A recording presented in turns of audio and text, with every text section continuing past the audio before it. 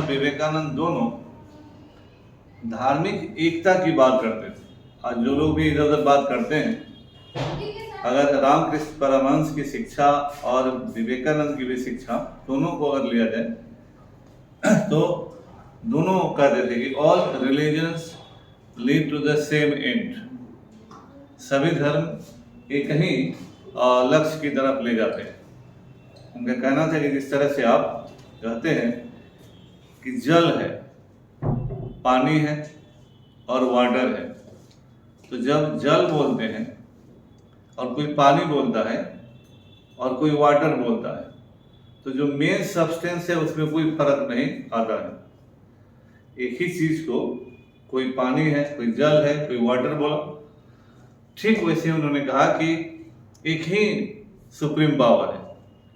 किसी ने ईश्वर कहा, किसी ने अल्लाह कहा, किसी ने गॉड कहा, है ना। तो एक ही सर्वशक्तिमान ईश्वर को आप इस रूप से अभिव्यक्त करते हैं। उनका कहना था कि सिंस रिलीजन इज रियलाइजेशन, धर्म जो है वो तो आत्म अनुभूति है। No one is entitled to teach और preach it without realising God. यानी जिस चीज के बारे में आपको अपनी समझ ही नहीं है, आप उस चीज के बारे में कैसे बता सकते हैं? आपने क्या ईश्वर के बारे में बतलाने के लिए ईश्वर का अनुभव जरूरी है। जिस आदमी को भी ईश्वर की अनुभूति नहीं है, उसको ईश्वर के बारे में बताने का कोई नैतिक अधिकार नहीं है। तो उस जमाने में भी रामकृष्ण परमहंस उन बातों को बतला रहे थे जिससे आज भी लोगों को बहुत जरूरत है जानने की, है ना। वो ये भी कहते थे कि आपको अपने नॉलेज का जो प्रयोग है, जो ईश्वर को महसूस करने के बाद जो ज्ञान आपको मिलता है, उससे आप उसका उपयोग कैसे करेंगे? आप भाषण देने में करेंगे, प्रवचन देने में करेंगे। उनका कहना था कि उसका उस रूप में उपयोग करने की कोई जरूरत नहीं है। आप अपने सारे ज्ञान का उपयोग मानव मात्र की समस्याओं के समाधान करने के लिए कीजिए, है ना। उनकी समस्याओं का समाधान कीजिए, न कि आप भाषण देते चलिए, प्रवचन देते चलिए। तो उनका कहना था कि ईश्वर को अगर हम महसूस करते हैं और किसी भी चीज को हम, तो ईश्वरीय ज्ञान का मतलब ये नहीं कि हम साधु महात्मा बनकर हम सब जगह बैठकर अपना मंडली जमा लें, प्रवचन दे दें। तो रामकृष्ण परमहंस और विवेकानंद दोनों कहते थे कि आपको जो ज्ञान मिला है, whatever knowledge you have gained, whatever spiritual realization you have, use everything for the amelioration of the distress of the common people, है ना। आम आदमी की समस्याओं का समाधान आपका लक्ष्य होना चाहिए। इसीलिए वो कहते थे कि रिफॉर्म की बात अभी रहने दो, धर्म की बात अभी रहने दो। जब आदमी सुधरेगा, जब आदमी की स्थिति अच्छी होगी, तब ना वह धर्म और भगवान और पूजा की बात करेगा। पहले तो उसको भोजन कैसे मिलेगा, पहले उसकी जिंदगी की जो समस्याएं हैं उनका समाधान कैसे होगा, इसका रास्ता बदलो, है ना। इसलिए उधर नहीं जाओ। कहा जाता है कि विवेकानंद जब उनसे मिले तो इनिशियली विवेकानंद बहुत इन्फ्लुएंस नहीं थे। तो आते जाते ना, कहीं मान लीजिए कहीं आज भी होता है कि किसी के घर पर कोई आते हैं तो कुछ लोग जानते हैं कि अमुक आदमी आ रहे हैं, तो कुछ आदमी चलो हम भी मिल लेते हैं जरा। तो दक्षिणेश्वर काली मंदिर में रहते रहते रामकृष्ण परमहंस का वहां के लोगों के बीच में नाम था। तो एक कॉमन आदमी के यहाँ जब वो आए तो ये भी गए वहां पर। तो वैसे बहुत ज्यादा इन्फ्लुएंस नहीं हुए। फिर एक और बैठक में रामकृष्ण परमहंस ने इनसे जो धार्मिक गीत होता है उसे सुनाने के लिए कहा, ये गाए भी। लेकिन विवेकानंद का भी जीवन जो है कई दौर से गुजरा है। पहले अच्छा परिवार था, इनके पिता नौकरी करते थे, मध्य प्रदेश में रहते थे, फिर वहां से आए, पिता की नौकरी चली गई, फिर बहुत डिस्ट्रेस में परिवार रहा। उस पीरियड में मिलते रहे रामकृष्ण परमहंस से। उसी क्रम में कहा जाता है कि रामकृष्ण परमहंस को भी लगा कि मेरे शिक्षा को आम लोगों के पास पहुंचाने में यही हमारा सबसे महत्वपूर्ण व्यक्ति होगा। वैसे करोगे तो फिर ये लोग कैसे पढ़ेंगे?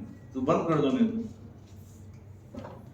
तो हमेशा खड़ा रहने की जरूरत है, यानी तो छोड़ो उसको।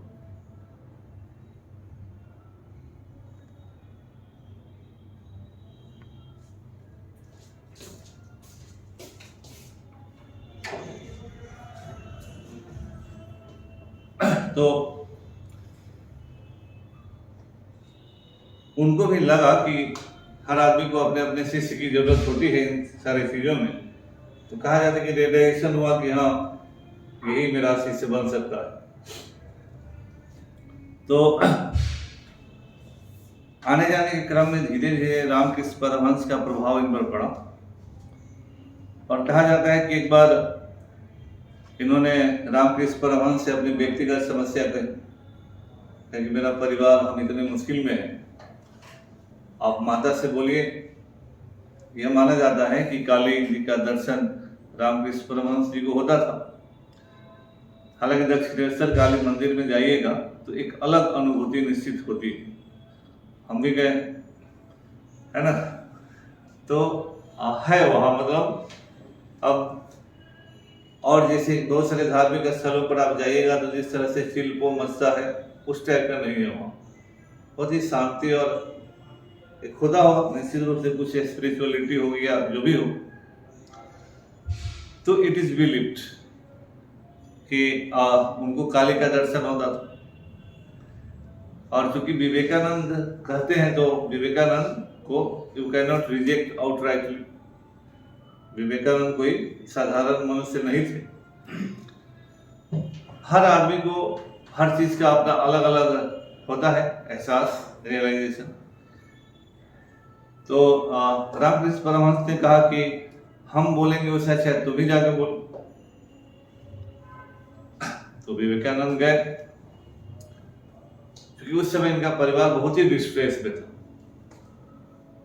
तो जब गए तो कहा जाता है कि दर्शन हुआ बड़ी से,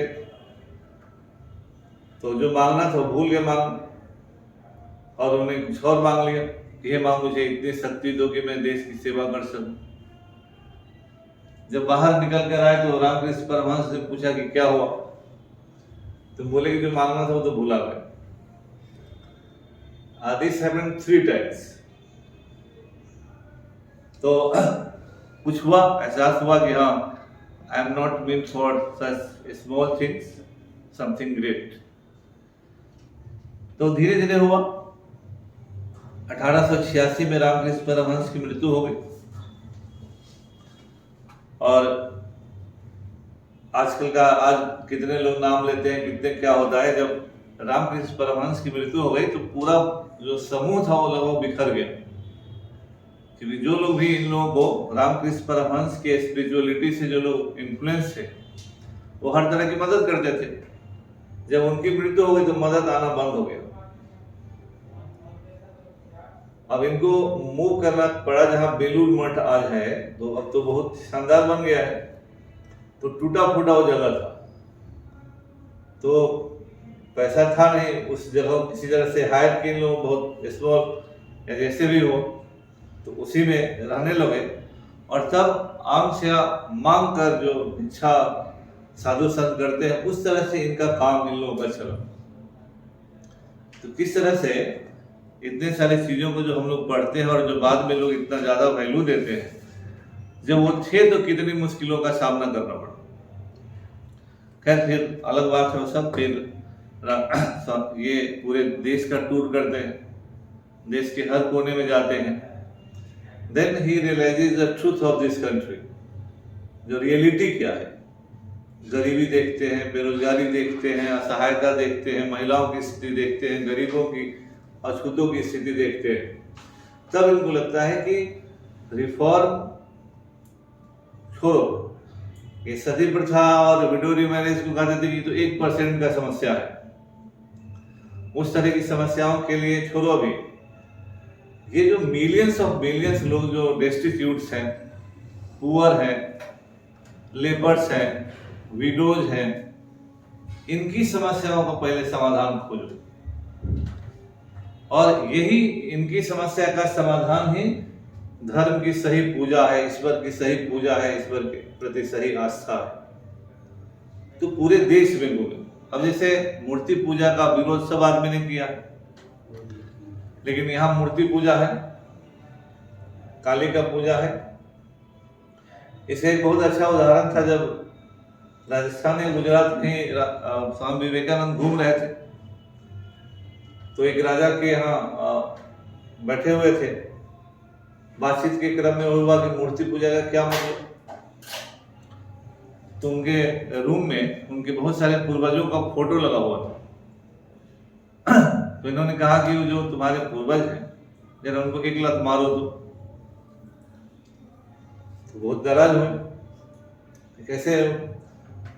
उन्होंने कहा कि वो तो जिंदा तो है नहीं, वो तो उनका फोटो है तुम्हारे पास। तो जिस तरह से वो जिंदा नहीं है, फिर भी तुम उनको वहां रखे हुए हो, तुम उनके प्रति श्रद्धा रखते हो, लात मारने के लिए अभी तैयार नहीं हो, उनके नहीं रहने के बावजूद। वो तो मृत है, हम तो जिंदा आदमी को लात मारने के लिए नहीं बोल रहे। उसी तरह से मूर्ति पूजा, जब मूर्ति पूजा बहुत सारा रिचुअलिज्म उसमें इन्वॉल्व होता है तो मुश्किल है, लेकिन जब वो एक सिंबल के रूप में है, माध्यम के रूप में है, और उससे आदमी को थोड़ा सेटिस्फैक्शन मिलता है, उसको लगता है कि मेरे भगवान ये हैं, वो लगता है कि हम बात कर रहे हैं, उनसे कह रहे हैं, तो जो भी हो। तो उन्होंने मूर्ति पूजा को बहुत ही लॉजिकली एक्सप्लेन किया। तो यही बड़े लोगों का होता भी है, लेकिन जब पूरा देश घूमे तो उनका भी बहुत सारे आइडियाज बदले। और बाइबल भी रखते थे साथ में, गीता भी रखते थे साथ में, हर रिलीजन की यूनिटी की बात करते थे। तो जो लोग आज उनके नाम पर इधर बोलते हैं, तो विवेकानंद की फिलॉसफी का जो एक सार यह भी है कि हाँ, हिंदुइज्म एंड इस्लाम का समन्वय भारत के लिए बेनिफिशियल होगा हमेशा के लिए। इसका जो समन्वित विचारधारा है वो फायदेमंद होगा। तो लोग नाम लेकर इधर उधर करते हैं, लेकिन फिर भी चलिए, उससे क्या है। लेकिन फिर भी इन लोगों का मूल स्ट्रेस था कि आप मनुष्य की सेवा करेंगे तभी वह ईश्वर की सेवा। विवेकानंद के जीवन में वो इम्पोर्टेंस है जब वो शिकागो सर्वधर्म सम्मेलन में भाग लेने जाते हैं। उसकी बहुत लंबी चौड़ी कहानी है। अब चूंकि वहाँ भाग लेना है तो ये रिप्रेजेंटेटिव ऑफ ए कंट्री भाग लेना है, तो यहाँ तो कोई देने वाला वैसा नहीं था। तो खेतरी के महाराज ने उनको अपना प्रतिनिधि बनाकर भेजा। जब इंग्लैंड अमेरिका पहुंचे तो कोई पहचानने वाला आदमी चाहिए था, है ना। सब जगह होता है ना कि हम पहचान गए, आइडेंटिटी, आपका कौन पहचान रहा है।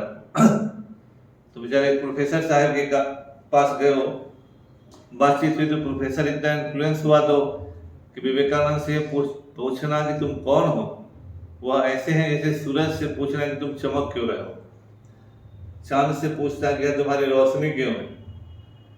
तो भाषण देने से पहले ही उन्होंने ये लिखा, और जब ब्रदर्स एंड सिस्टर वाला भाषण दिया तब तो फिर ये एक तरह से अगर कहा जाए पॉपुलर वर्ड्स में, तो कैसे कोई आदमी का सिनेमा, पहला सिनेमा हिट रिलीज होता है, सुपर डुपर हिट हो जाता है।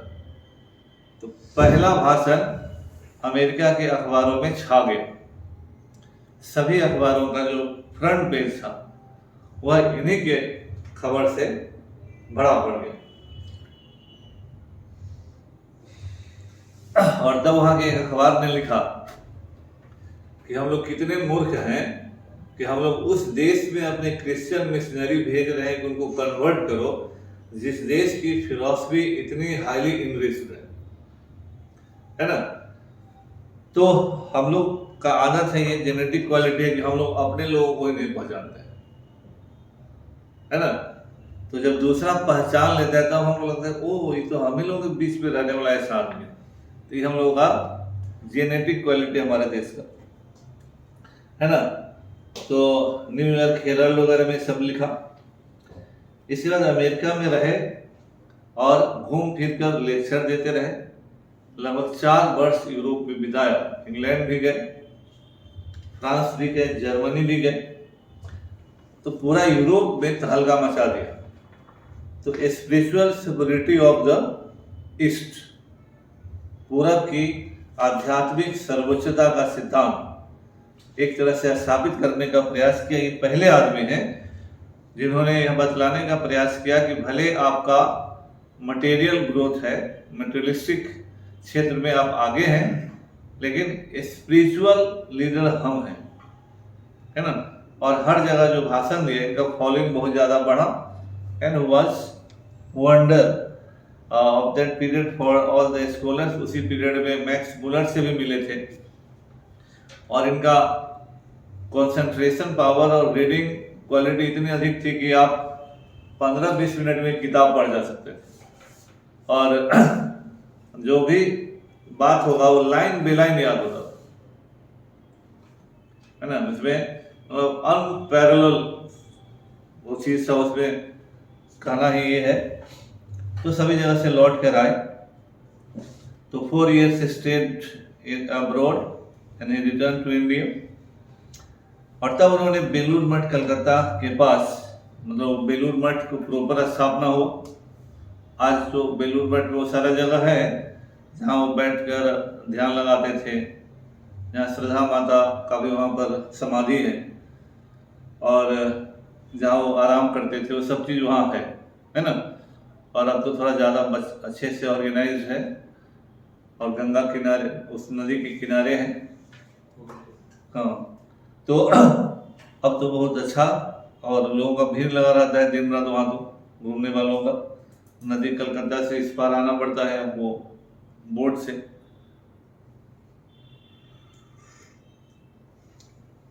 ठीक है ना। तो बेलूर मठ की स्थापना हो, फिर मायावती अल्मोड़ा में स्थापना हो। तो वहाँ पर इस सेक्ट के लोगों को ट्रेनिंग दिया जाता था ताकि इस विचार को आगे फैलाएं।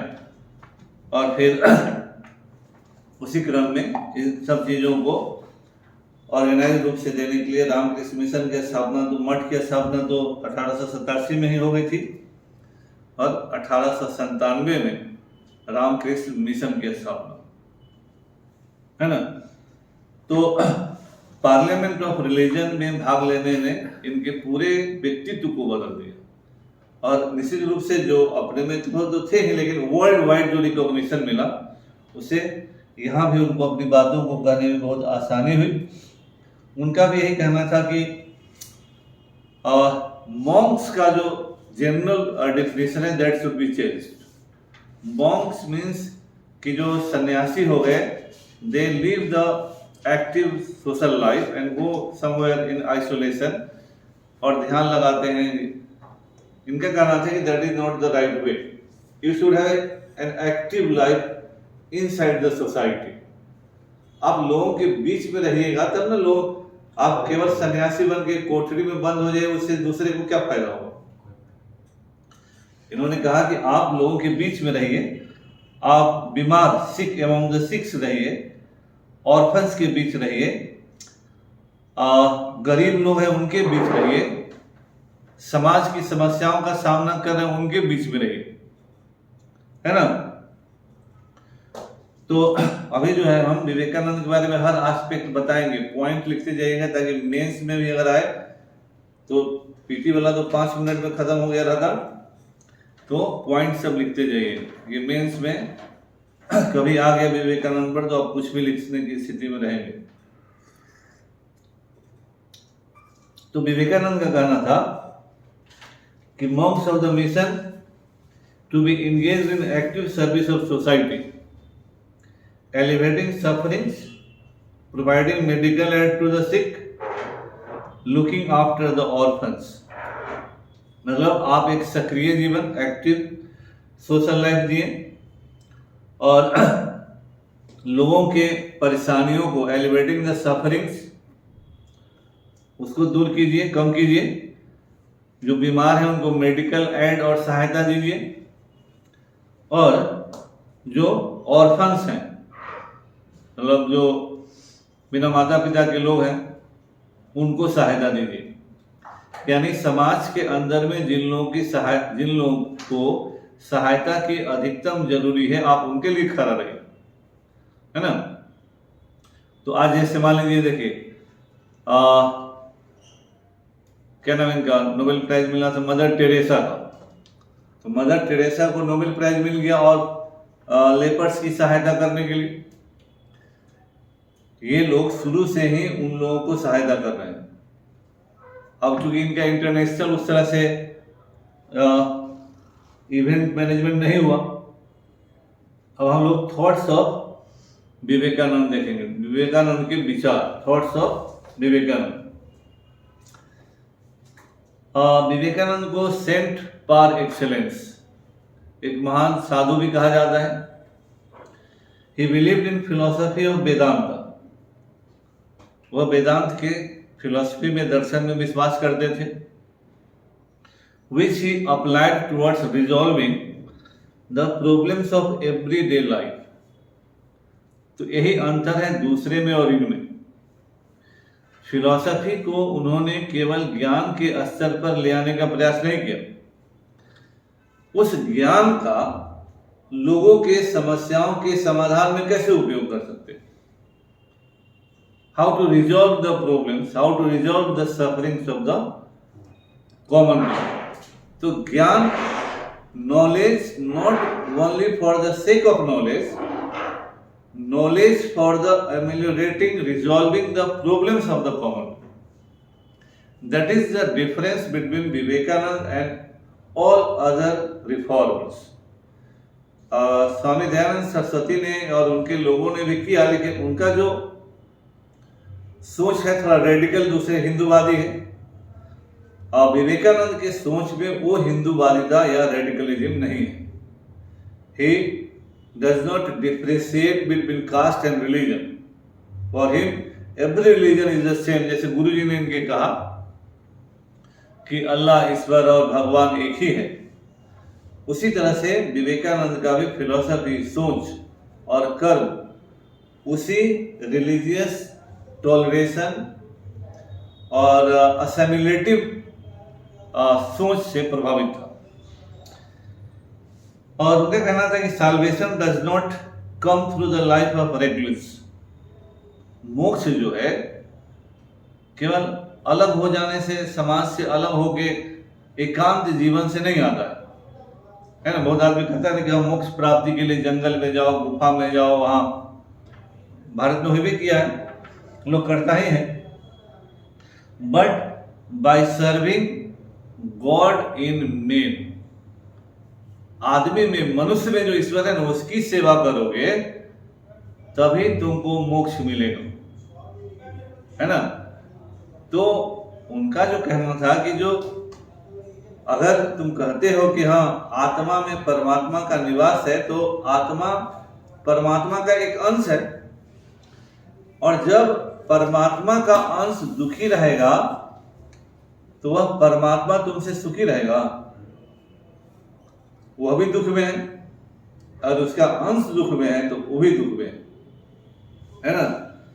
तो एक इनका ये फिलॉसफी उधर है। और उनका कहना था कि अभी जो है कि धर्म के बारे में बात करने की जरूरत नहीं है, there is no need to talk about religion. जब आप देश के अंदर से गरीबी और दुख को हटा दीजिए, when you remove misery and poverty from the country, then talk whatever you have to talk about religion. धर्म की जितनी बात करनी है करो, लेकिन पहले गरीबी हटा दो, लोगों के दुखों को हटा दो, फिर बात करो धर्म की।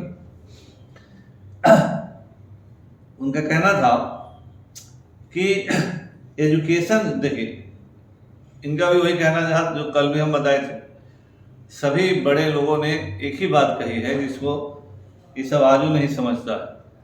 और विवेकानंद की स्टेटमेंट गरीबों और गरीबी के बारे में इतना रेलिवेंट था कि मंडल कमीशन में इनका सब कोटेशन कोटेड है, स्टेटमेंट्स जो है कोटेड है। लेकिन मंडल कमीशन लागू करने वाला सब भी रिपोर्ट संख्यीय निकला। ये भी कह रहे हैं कि that education with all that is implied would automatically rid society of its ailments। तो एजुकेशन दे दो ना, जो आदमी एजुकेटेड हो जाएगा वो तुम्हारे पाठ पढ़ाने से समझेगा, वो जो सही है वही करेगा। तो यह शिक्षा जो है समाज को हर परेशानियों से दूर कर देगा, हर खामी का इलाज, हर गलती का इलाज, हर कमी का इलाज शिक्षा। ज्योतिबा फुले ने भी यही कहा, अम्बेडकर ने भी यही कहा, विवेकानंद भी यही कह रहे हैं। तो शिक्षा हर मर्ज की दवा, और ये सबको पता है लेकिन मर्ज को बनाए रखता है। और इसीलिए कहा कि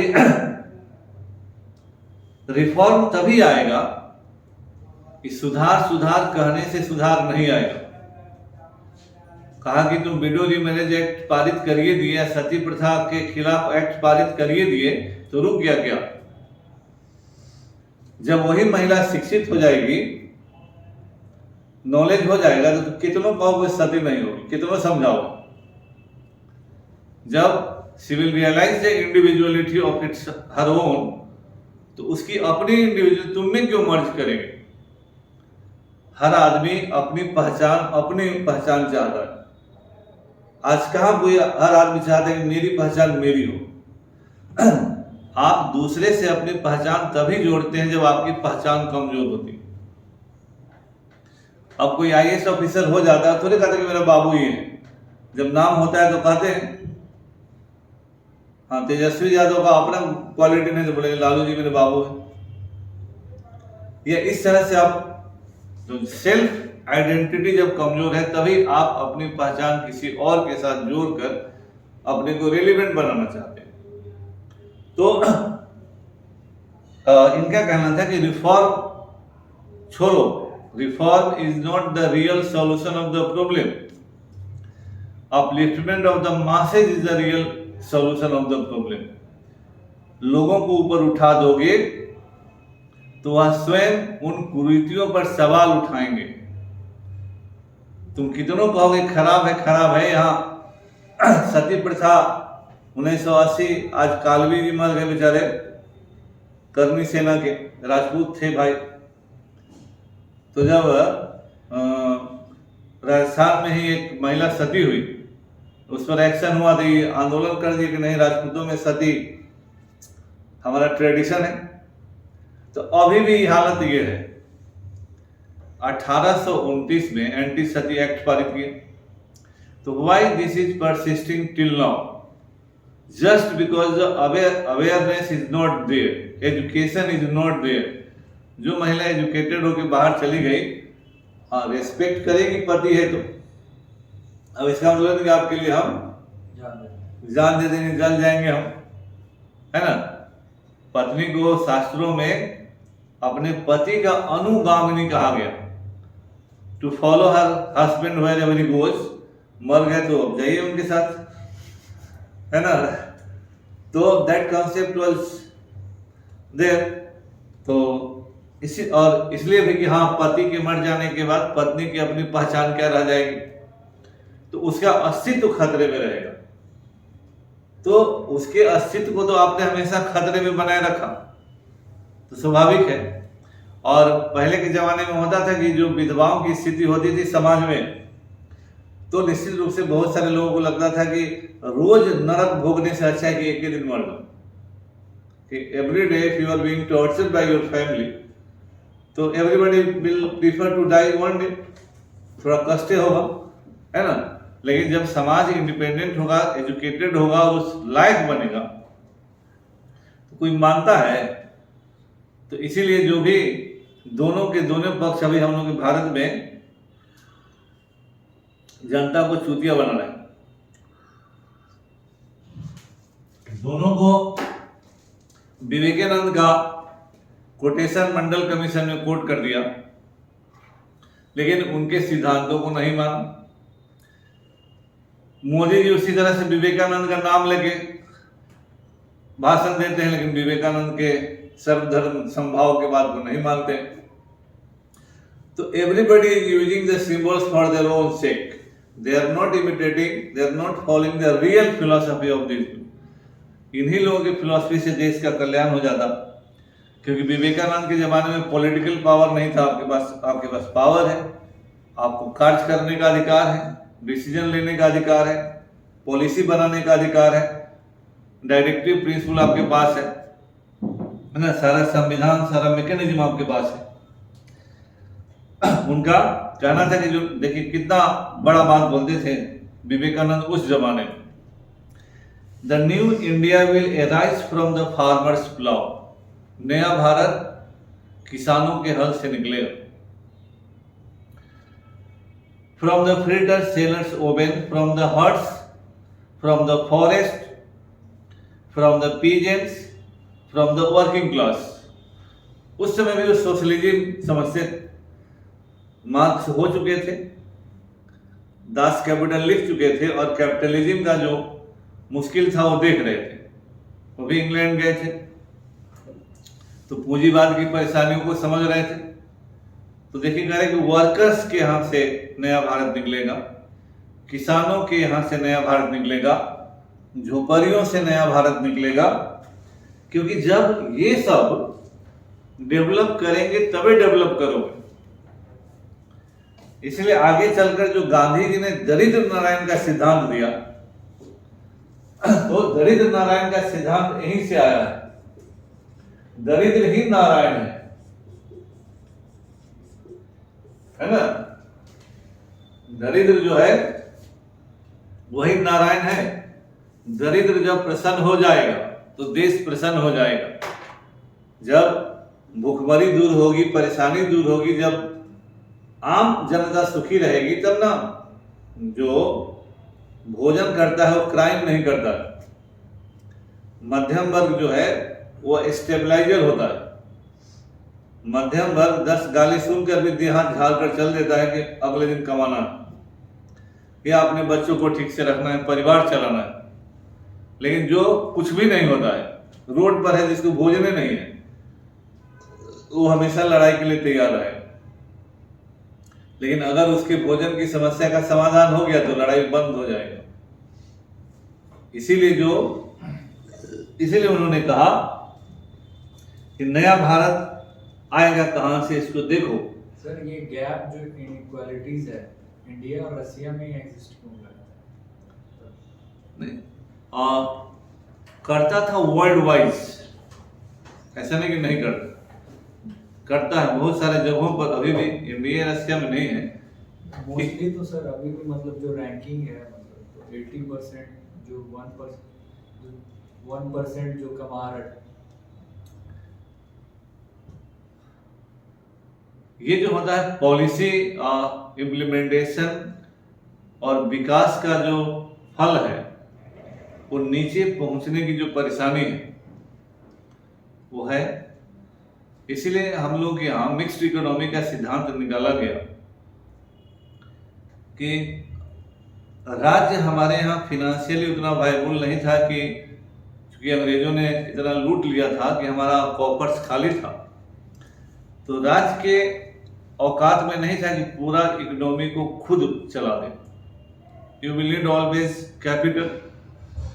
और उस जमाने में हमारे यहाँ पूंजीपति भी इतना सक्षम नहीं थे कि वह देश की इकोनॉमी को चला ले। तो दोनों का मिक्स्ड मॉडल है। समाजवाद का मूल लक्ष्य होता है कि जनता की जरूरत की चीजों का उत्पादन, और पूंजीवाद का उद्देश्य होता है कि जो बाजार में बिके उसका उत्पादन। तो वह इसीलिए बाजारी अर्थव्यवस्था कहलाता है। तो हमारे यहाँ जो सब्सिडी चला, नौकरी दिया गया, ये सब जो सोशलिस्ट इकोनॉमी जिसका जी लोग गलियाते हैं, वह जनता के जरूरतों के हिसाब से चला। लेकिन अब कारण जो भी हो, वो सिस्टम फेल करके हम अंधा कुआं में जाता रहा, उससे जो आना चाहिए था वो नहीं आया। इसीलिए पब्लिक सेक्टर अंडरटेकिंग्स लगातार लॉस में जाते रहे। तो राज्य के पास भी रिसोर्सेज का एक लिमिट होता है। इसलिए हमने कहा कि जैसे चाइना जो है ईपीजेड का कॉन्सेप्ट ले आया, जब कोलैप्स करने लगा तो रासा टाइमली करेक्शन नहीं कर पाया तो कोलैप्स कर गया। यूएसएसआर कोलैप्स कर गया क्योंकि अपनी आर्थिक समस्याओं को समय रहते उसका समाधान नहीं हो पाया। चाइना ने उस गलती को दोहराने से पहले स्टेप ले लिया और साम्यवादी देश होने के बावजूद इकोनॉमिक प्रोसेसिंग जोन्स ईपीजेड, कहा कि ठीक है हमारा एक कम्युनिस्ट देश है, लेकिन ये जो एरिया है ना हम बना दिए ईपीजेड, जो आना है आप पूंजी लगाओ। और उसका कंसेप्ट था कि हाँ रॉ मटेरियल मेरा है, मजदूर मेरा है, जो उत्पादन करोगे लेकिन एक्सपोर्ट करना, क्योंकि तुमको टैक्स हेवन है, तुम्हारा प्रोडक्ट सस्ता होगा, हमारे बाजार में लाओगे तो हमारे लोग बर्बाद हो जाएंगे, तो हम तुमको इतना फैसिलिटी दे रहे हैं क्योंकि मेरे पास पूंजी नहीं है कि हम वहाँ इंडस्ट्रियल प्रोडक्शन करें, तो तुम लगाओ पूंजी, लेकिन इसका अधिकांश चीज तुमको एक्सपोर्ट कर देना। तो हमको फॉरेन करेंसी का भी अर्निंग हुआ, मजदूर को नौकरी मिली, रॉ मटेरियल का पैसा दोगे ना भाई, तो रॉ मटेरियल का यूटिलाइजेशन हुआ और उस एरिया का इंडस्ट्रियलाइजेशन हुआ, तो मेरे लोगों में पैसा आया, परचेजिंग कैपेसिटी बढ़ा, तो वो भी चाइना में ही आएगा, चाइना के लोग है तो चाइना में आएगा।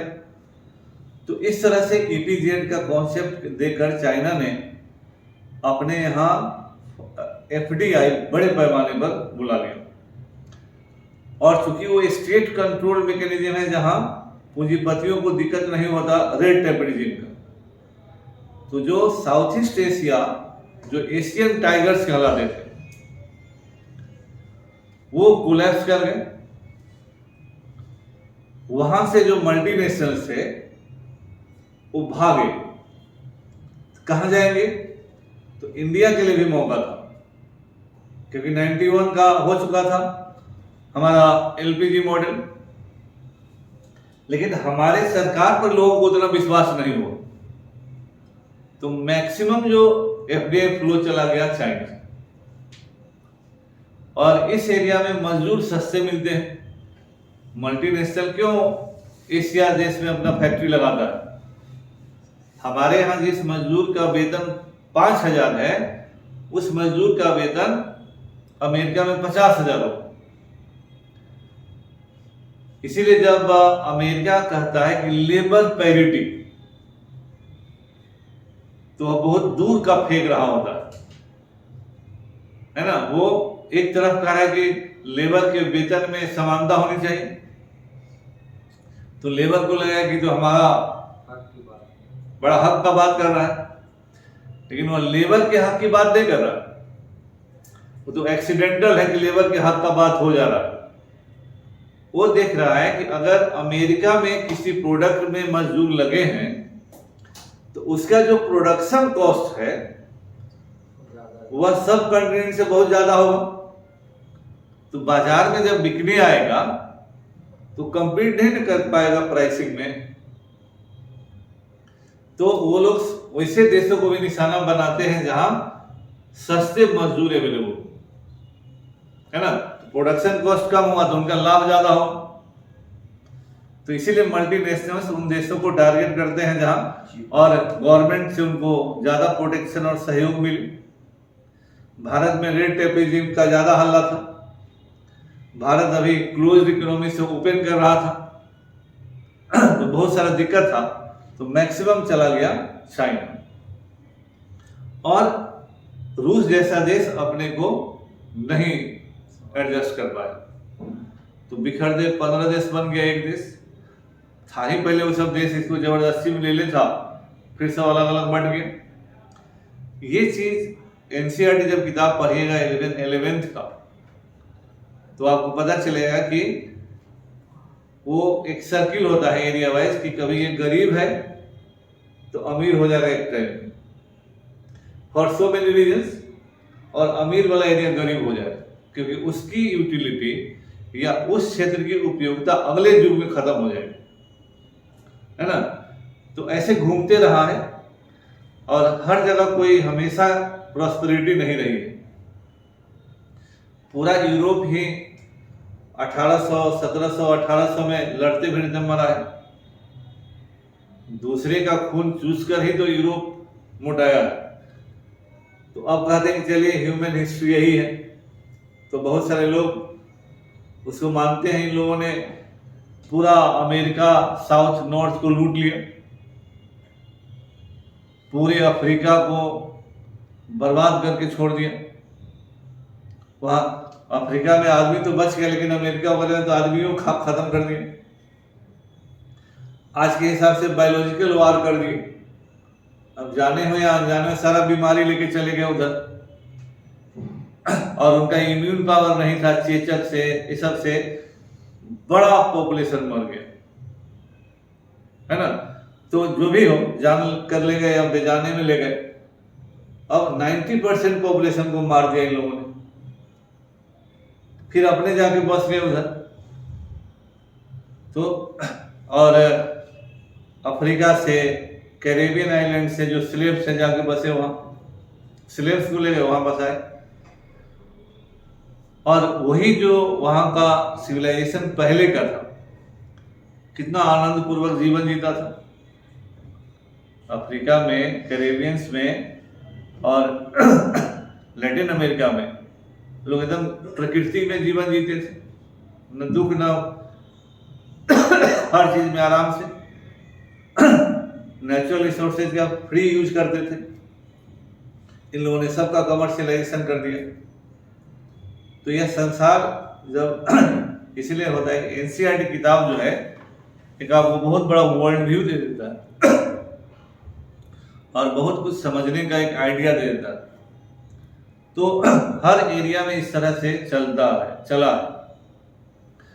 हम ही लोग हैं कि उसका उतना बेनिफिट एज ए कंट्री नहीं लेते।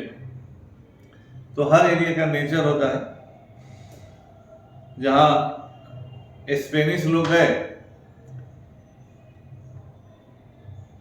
कौन रहता था जी लैटिन अमेरिका में? इंकारा या कौन था? वो लोग बेचारे ये सब गया तो सोना जो है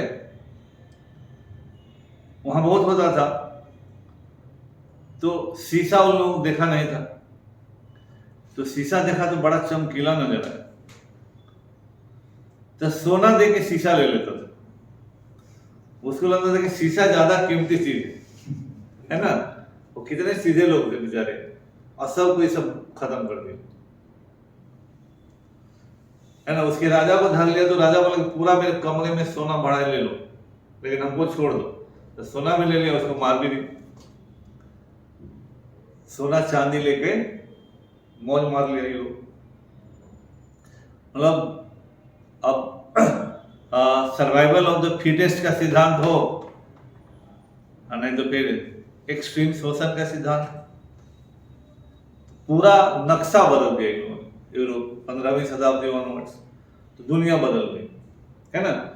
तो हर जगह ऐसा होता है, लेकिन हर युग में लोग अपनी समस्याओं के समाधान का प्रयास अपने हिसाब से करते हैं। तो अभी जो हमारा समय था, तो हमारा देश, देखिए हम ही लोगों के देश में अंग्रेजों के आने के पूर्व भूख से सामान्य तौर पर लोग नहीं मरते थे।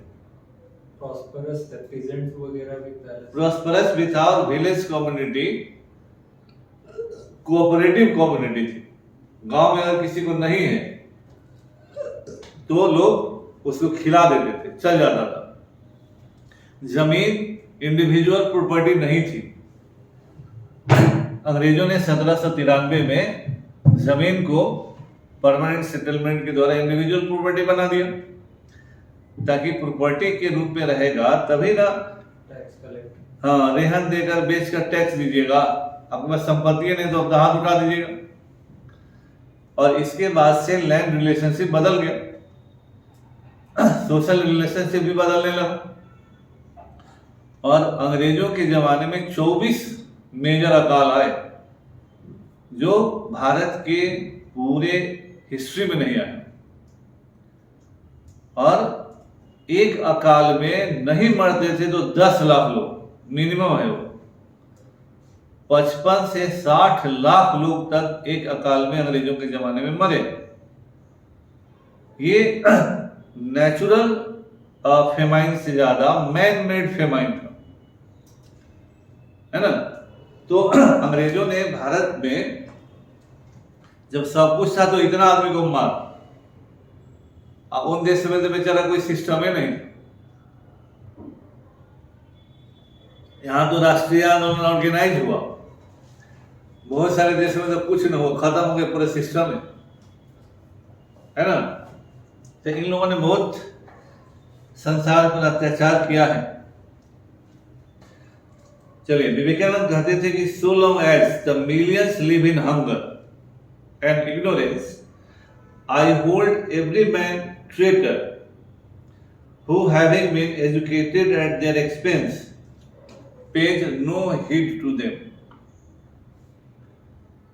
आप उनके आप में पढ़ाई में अगर सरकारी स्कूल में खर्चा होता है या जो भी उसकी कीमत पर आप आगे बढ़ते हैं तो आप तो आगे बढ़ गए, लेकिन जिनकी कीमत पर आगे बढ़े उन पर मुड़ कर देखा भी नहीं।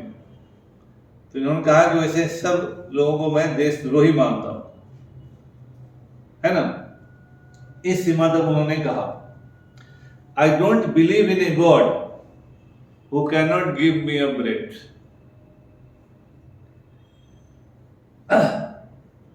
And here giving me eternal bliss in heaven. मतलब हमको स्वर्ग का लाभ दे और यहाँ रोटी न दे, तो ऐसे भगवान को मानने से क्या फायदा। उनका कहना था, I call him a traitor who, having been nursed in luxury by the downtrodden millions of toiling people, never even takes a thought for them. आप मिलियंस गरीबों से बेसहारों के कारण आप अपने लग्जरी में रहते हैं और उनकी स्थिति पर थोड़ा ध्यान भी नहीं देते, है ना। ये आदमियत नहीं है। उन्होंने कहा कि let the Vedas, the Qurans, the Puranas and all scriptures rest now for some time, है ना। अब उनको कहा कि भाई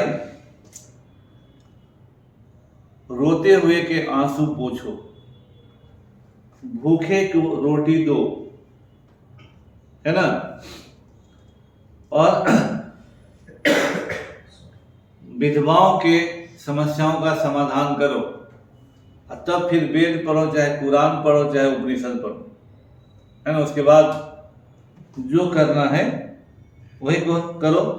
इसीलिए जो दरिद्र नारायण को अपने सब्जेक्ट मैटर में इतना इम्पोर्टेंस दिए, इसलिए कहा गया कि गांधी के दरिद्र नारायण का concept was inspired from Vivekananda, है ना। इसी तरह से उनका कहना था कि मतलब जिस इनफॉर्मल एजुकेशन की बात हम आज मतलब उनके 100 साल बाद कर रहे हैं, विवेकानंद ने उस इनफॉर्मल एजुकेशन की बात अपने समय में ही कर ली। उनका कहना था कि आदमी को लिटरेरी कैंपेन चलाना चाहिए, है ना। और रिसोर्सेज जो सोसाइटी का है that should be spent on primary education, not for running universities and colleges. Gandhi का भी यही कहना था आगे चलकर कि प्राइमरी एजुकेशन दो पहले लोगों को, मतलब नीचे एजुकेटेड होगा, ज्ञान मिलेगा तब ना ज्ञान का प्रसार पूरे समाज में होगा। अब बड़े बड़े कॉलेज यूनिवर्सिटी बना दी, उतना खर्चा करोगे तो पैसा तो कहीं एक ही जगह जाएगा ना। तो वो नीचे का जो सिस्टम है वो अवॉइड हो जाएगा।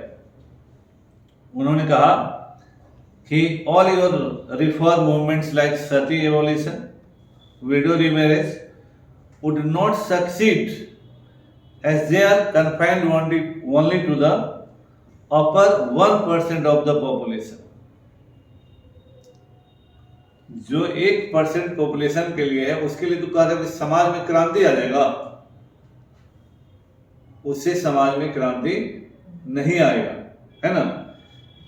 इसीलिए आगे चलकर जैसे अब जो है बहुत सारे इम्तहानों में जैसे राजा राम मोहन राय को morning star of Indian renaissance वगैरह बहुत सारा कहा जाता है। अब कहा जाता है कि what actually Raja Ram Mohan Roy was talking about, he was talking about this 1% person. जो बड़े घर की महिलाएं हैं, सती प्रॉब्लम उनका था, वो भी लिमिटेड आदमी का। कोई गरीब की महिला ब्याह करके आएगी, उसके हाथ का मेहंदी भी नहीं छूटेगा, she has to go for work. उसका हस्बैंड नहीं कि तू घर में दुल्हन बन के बैठी रहो, हम कमा के खा के लाते हैं। After some days he will also encourage कि जो काम करो।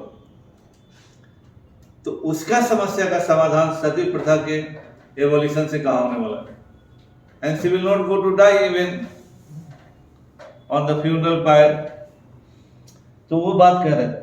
और महिला की शक्ति में राजा राम विवेकानंद का बहुत विश्वास था।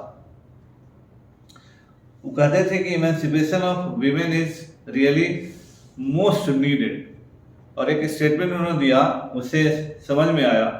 वो कहते थे कि अगर 500 डेडिकेटेड मेल अगर हमको मिलता है जो समर्पित हो, तो it will take 50 years to transform the country. Sir सेम नाजी भी बोले थे ना कि अगर मेरे को फीमेल एजुकेटेड मिल जाए तो मैं एक सोसाइटी डेवलप। तो ये भी कह रहे थे कि केवल हमको लेकिन 50 ही डेडिकेटेड वीमेन मिल जाए तो it may take only few years, है ना। और एक तरह से आप कहें कि जो महिलाओं का समाज में योगदान का जो सबसे ज्यादा स्ट्रेस देने का बात करने वाले विवेकानंद। जब वो पश्चिम गए, इंग्लैंड अमेरिका घूमे, तो महिलाओं की भागीदारी देखकर वो आई ओपनर था, बहुत पसंद था। कहने को तो अरस्तु ने ही कहा उतने प्राचीन काल में कि अगर आप महिलाओं को काम करने के अधिकार से वंचित कर रहे हैं तो half of the work force को आप वंचित कर रहे हैं, यानी अपने पूरे उत्पादन को ही आप आधा कर रहे हैं, है ना। तो ये बात तो जो भी उस तरह का आदमी रहा है हमेशा किया है। लेकिन आदमी को आनंद आता है किसी को सबॉर्डिनेट बनाकर रूल करने में। हम लोग बिहार वगैरह में क्यों IAS बनना चाहते हैं, IPS बनना चाहते हैं, क्योंकि हमारा समाज अभी भी फ्यूडल मेंटेलिटी से बाहर नहीं आया। हम रूल करना चाहते हैं, हम अपना ध्वंस जमाना चाहते हैं, हम उनका कल्याण नहीं करना चाहते, है ना। हम दिखलाना चाह रहे हैं, देख हम कितना पावरफुल आदमी है। तो इसीलिए किसी ने कहा कि IAS ऑफिसर जो आधुनिक जमींदार है ना, उसका एटीट्यूड जरा DM का देखिए जहां जाइए तो ये लोग, इसीलिए नेहरू जी ने कहा था, बहुत चीज है लेकिन नेहरू ने कहा था 1947 में कि सिविल सर्विसेज को हटा दो, क्योंकि this was the means of exploitation of Indians. इन लोगों ने भारत के लोगों का शोषण किया है। अंग्रेजों ने शोषण करने का मैकेनिज्म इसको बनाया था। तो नेहरू जी ने कहा था कि सिविल सेवा को हटा दो, क्योंकि वो अपना हैंगओवर रखेगा ही, है ना, और है he still relevant sir, office में होता है। हाँ, सेक्रेटरी को गुड मॉर्निंग नहीं बोली, टारगेट। हाँ, है ना, वो देखते रहता है सब। आप थोड़ा सा सीधे खड़ा हो जाइए तो भी आपको टारगेट करेगा, बहुत तुम टेढ़ियाता है, अच्छा रुक जाओ। तो ये हमारे सरदार पटेल बोले कि तो फिर देश चलेगा कैसे, अल्टरनेटिव नहीं है। तो इस कारण इन लोगों ने सिविल सर्विसेज को, जबकि नेहरू ने कहा था कि हटा दो, क्योंकि ये लोगों पर भी बुरा प्रभाव डालेगा। जी हजूरी का जो मेंटेलिटी होता है बहुत मुश्किल का चीज होता है, और जिसको आदत लग जाती है वो जी हजूरी करवाई भी करता है।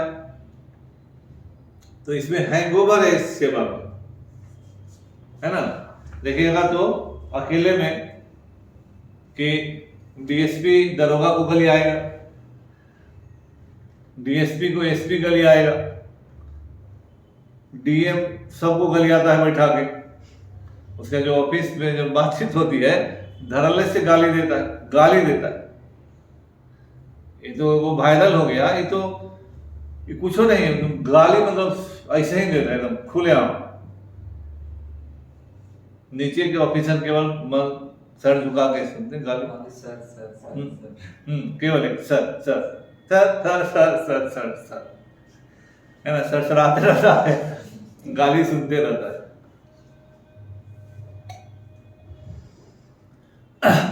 वो नॉर्मल था, वो गाली जो निकलता है वो तो धड़ल्ले से निकलता है, थोड़ा कम ही बोला वो, है ना। तो ये हैंगओवर ये डेमोक्रेटिक सिस्टम का हिस्सा नहीं है।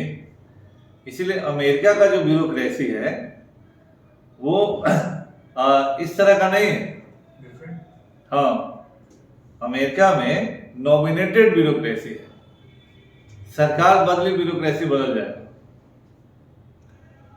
जितना चीफ ऑफिसर है सब बदल जाए। सिपाही दरोगा रहेगा, नीचे के जो लोग हैं, इन ऊपर के सारे लोग बदल जाएंगे। हम अपना आदमी लाएंगे, हटा देगा। हाँ, just only for 5 years service, वहाँ 4 years है। 4 years, हाँ 4 years। तो हम जब सत्ता में रहेंगे तो मेरा आदमी रहेगा। इसीलिए वहां देखते हैं कि मंत्री तक एमपी नहीं रहता है, और हर विभाग का हेड बदल जाता है अमेरिका में। तो पिछली रिपब्लिकन का है तो डेमोक्रेट थोड़े रखेगा। So that is beneficial or उनके लिए बेनिफिशियल हो रहा है। Expert Modi ji lateral entry करवा रहे हैं, इसीलिए तो ले पीछे है ना, कि अपने लोगों को भर ले। तो वहां ऐसा नहीं होता है कि अभी परमानेंट हो जाएंगे। यहाँ वहां है कि सरकार बदली अब बदल जाएंगे, तो फायदे में भी होता है। लेकिन और नीचे के लोग तो एक्सपर्ट हैं, लेकिन वहां बहुत सारा चीज इतना एक्सपर्ट है ना, सिस्टम ब्यूरोक्रेसी मैकेनाइज्ड है, हाईली डेवलप्ड है, कि बहुत ज्यादा असर नहीं पड़ता है। और उसी तरह के लोग वहां लाए जाते हैं। अब डिफेंस मिनिस्टर है तो सेना का कमांडर रिटायर आता है, तो उस तरह का है।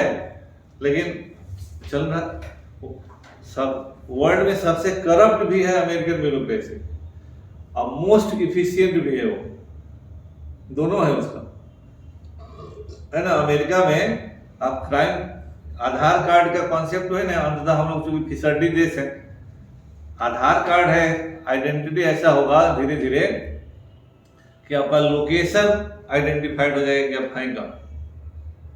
इसलिए वहां क्रिमिनल वहां रहेगा तो बचता नहीं है। लगाते रात में घर पहुंच जाएंगे, ऐसा खोलिए दरवाजा ऑफिस में है ना। तो कॉन्सेप्ट वही है। लेकिन अब इतना बड़ा देश है, इतने लोग फिसड्डी लोग इस देश में रहते हैं, तो वहां तक आने में टाइम लगेगा, ठीक है ना। तो महिलाओं के क्षमता पर विवेकानंद का बहुत विश्वास था, और महिलाओं को हर फ्रंटल भूमिका में ले आना और महत्व देने वाले विवेकानंद पहले लोग हैं। मतलब पूरे खुलेआम। राजा राम मोहन राय ने भी पढ़ने की बात कही है ना, लेकिन वो इनिशियल चीज था। एक आध आदमी इस समय तक समय बढ़ गया था, और लीडरशिप क्वालिटी, संगठन बनाने का चीज, हाँ संगठन बनाने का भी बात जो है यूरोप से आए सीखकर, तो यहाँ भी उन्होंने उसको इम्प्लीमेंट किया। रिलीजन के बारे में जो बेसिक बात है वो unity and equality of all religions की बात करते थे। ध्यान रखिएगा कि विवेकानंद कहते थे कि unity and equality of all religions, है ना। No room for so called conversion from one religion to another. Conversion का भी समर्थन नहीं करते थे। उनका कहना था कि सभी धर्म एक बराबर है। वो कहते थे कि if you are a Muslim, be a good Muslim, if you are a Hindu, be a good Hindu, if you are a Christian, be a good Christian, and unity और इक्वलिटी है, तो there is no need for conversion कि आप मेरे धर्म में आएंगे तभी आपका कल्याण होगा, है ना। तो वो जो इक्वलिटी और यूनिटी ऑफ रिलीजन्स की बात करते थे, उसमें equal respect to all religions करते थे, इंक्लूडिंग आवर ओन, है ना, कि हमारा भी है। तो इसीलिए लोगों से कहते थे, और वो कहते थे कि इंडिया के लिए बेस्ट है Islamic body with A वेदांतिक mind. Islamic body with वेदांतिक mind या वेदांतिक हेड, है ना। और कहते थे कि दोनों धर्मों का सम्मिश्रण इज बेस्ट फॉर इंडिया। ये बात तो लोग ना मानेंगे। और सोशलाइजेशन ऑफ रिलीजन की बात करते थे।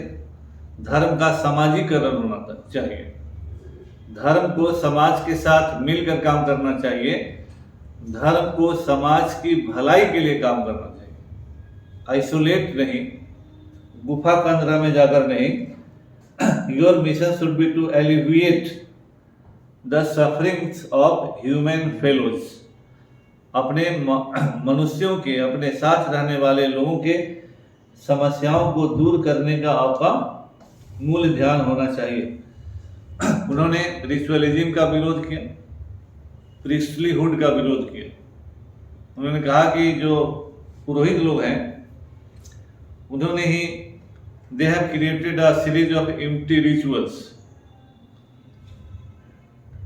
And centring on what he contemptuously called don't touchism or religion of the kitchen।